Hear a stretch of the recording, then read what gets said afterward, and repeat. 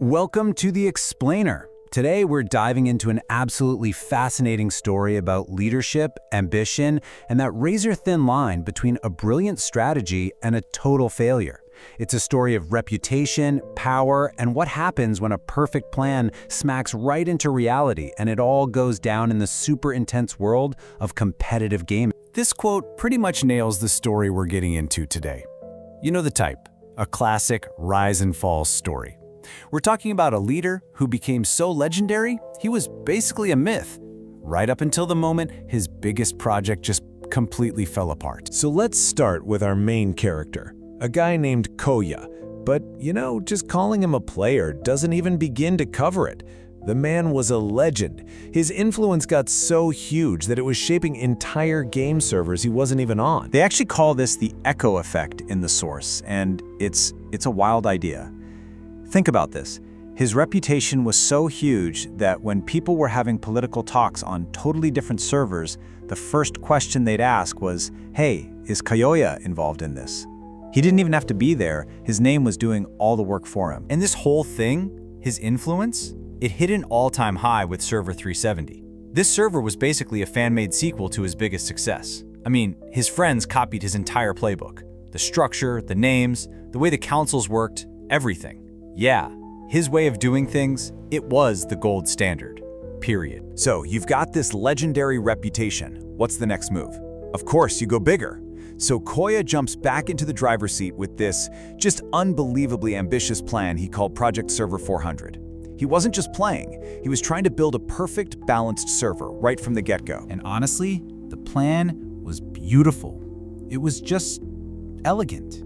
He had every major faction, every key alliance, all pre-assigned. The whole idea was to create this perfect, stable balance from the second the server went live. I mean, this was supposed to be a masterpiece of strategy.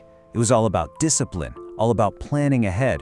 The rules were simple. No egos, no chaos, no drama. A structured, surgical movement. But you know how these things go. That is not what happened. Yeah, for all that perfect planning, things started to go south. And I mean immediately. It's that classic story, right? The perfect plan smacks right into the messy reality of, well, people. It was just a total domino effect of failure. So get this. Day one, the entire leadership of the red faction just bails. Okay, so then green faction, the one that was supposed to be a stable pillar, starts fighting amongst themselves. So Kyoya, he tries to do some damage control, right? He moves his own guys to try and stabilize red, but his own alliance just splits in two. Half of them refuse to go. The result? Absolute chaos. 200. Just 200. That one number tells you everything you need to know about the fatal flaw here. Kyoya's personal faction, the one he was banking on to be the foundation for this whole thing, it only had 200 players. That was never, ever going to be enough to stop the bleeding. The foundation was way too small for the empire he was trying to build. And so, for what feels like the first time ever, the master strategist, the guy whose name alone could move mountains, he was totally overwhelmed. He's staring at this battlefield of pure chaos. Chaos he accidentally created, and he had absolutely no idea what to do. You know, the server falling apart is one thing, but this failure, it took a real personal toll. As all that pressure just built and built, the crisis wasn't just about the server anymore. It was about Kyoya, and he started to lose himself. Under all that pressure, his famous leadership style, it fell apart. He got pushy, kind of immature, really demanding.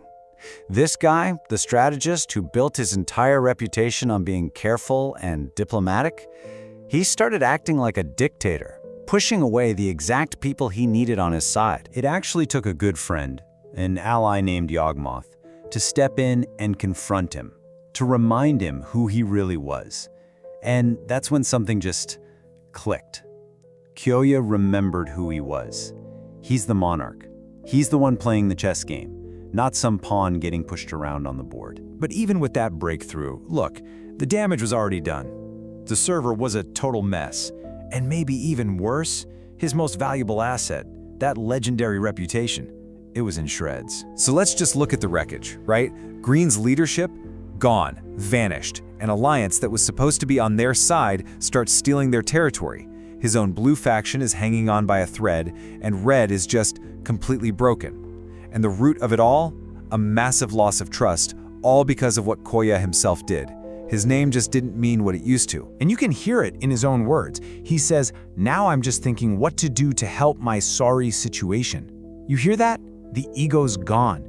That's just a raw, honest admission of failure from a guy who knows he messed up. Big time. So this really gets to the heart of the whole story, doesn't it? It's not just about watching someone fail, it's about what happens after.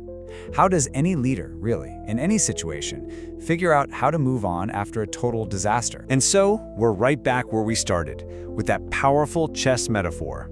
He started out as the monarch, the one controlling the whole board. But he ended up becoming the one piece that made the wrong move and wrecked the whole game for himself. And that leaves us with a huge question, one that pretty much every leader has to think about at some point. When your grand plan completely blows up, when your reputation is shot, and when you realize you're the reason for all the chaos, what's your next move? How do you even begin to reset the board?